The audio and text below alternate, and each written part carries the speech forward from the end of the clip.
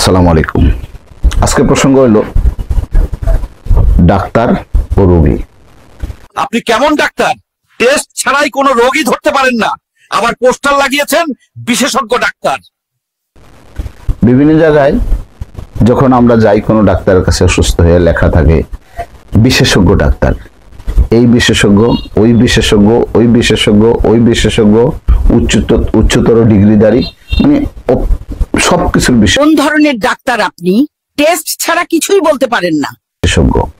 তাহলে প্রশ্ন আসে, এতই যদি বিশেষজ্ঞ হয়, তার কাছে যাওয়ার পরে সে এক গাদা টেস্ট দেয়, এমনকি শরীরের রক্তটা এটারও টেস্ট দেয়। টেস্ট দেওয়ার পরে টেস্ট আসলে আবার তার কাছে নিয়ে যেতে হয়, তখন সে ওই টেস্ট দেখা তখন সে চিকিৎসা করে, ঔষধ দেয়। তো তাহলে সে কিসের বিশেষজ্ঞ? তাকে কি এটা লেখা উচিত যে এমক বিশেষজ্ঞ, অমুক বিশেষজ্ঞ, তমক বিশেষজ্ঞ? আমার তো মনে হয় না এটা লেখা উচিত না। তার লেখা উচিত পরীক্ষার মাধ্যমে রোগ দেখে শনাক্ত করা হয়। তুমি যদি বিশেষজ্ঞই হও, এই রোগের উপরে তুমি তোমার অর্জন করছো, জ্ঞান অর্জন করছো, তাহলে তোমাকে পরীক্ষা দিতে হবে কেন? এই এত টেস্ট দিতে হবে কি জন্য? তুমি তো বুঝাই উচিত যে এটা এই রোগ হইতে পারে। এটাই না ডাক্তারের নিয়ম। আজকে দেখলাম উপরে শেরেবাংলা মেডিকেল কলেজ হাসপাতালের পরিচালক সংবাদ সম্মেলন করে দাবি করেছেন তাদের ডাক্তাররা সকল প্রকার অনিয়ম এবং বিভিন্ন যে বেসরকারি ডায়াগনস্টিক সেন্টারে যে ধরনের চিরকুটগুলো লিখতেন সেগুলো পুরোপুরিভাবে বন্ধ করে দেবেন তিনি। যে এক হাসপাতালে পরিচালক ব্রিফ করছে সাংবাদিকদেরকে যে আমার হাসপাতালে আমি কোনো ডাক্তারকে বাহিরে টেস্ট লিখবে সেই লেখা আমি চিরতর বন্ধ করে দেব, আর আমি এগুলি করব না, করতে সুযোগ দিব না। ইয়া শেষ, সংবাদ সম্মেলন শেষ, সাংবাদিকরা নেমে যাচ্ছে নিচের দিকে, ঠিক সেই সময় অথচ ওনার সংবাদ সম্মেলন শেষ, সাংবাদিকরা যাচ্ছে মাত্র নেমে শেষ করে নিচে নামতে নামতে 5-10 জন রোগী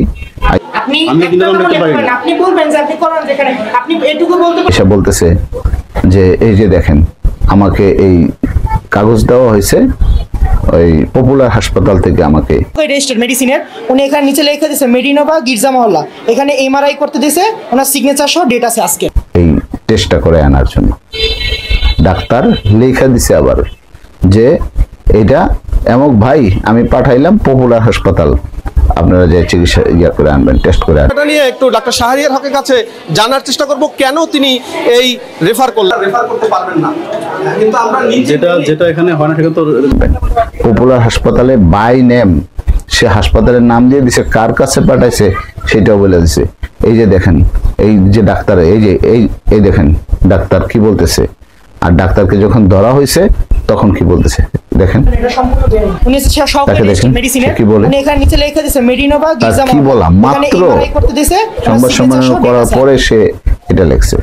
এই যে সে কি বলতেছে দেখেন, তাকে প্রশ্ন করলে সে ঘুরাইয়া পেঁচাইয়া কি বলে দেখেন। বলতে পারেন এটা সম্পূর্ণ বেআইনি। উনি সহকারী রেজিস্টার্ড মেডিসিনের উনি এখানে নিচে লিখে কি পাইছে, শেষ করে দিল দেশটাকে। এই দেশে কোন সেক্টরটা, এই যে একজন ডাক্তারি পড়তে গেলে জনগণের কত টাকা খরচ করে জনগণ পড়াইতে হয়, আমাদের টাকা কত টাকা ব্যয় করে একজন ডাক্তার পড়াইতে হয়, তার সরকারি মেডিকেলে তার কোনো খরচ লাগে না, কিচ্ছু না, তাকে কিভাবে করতে হয়।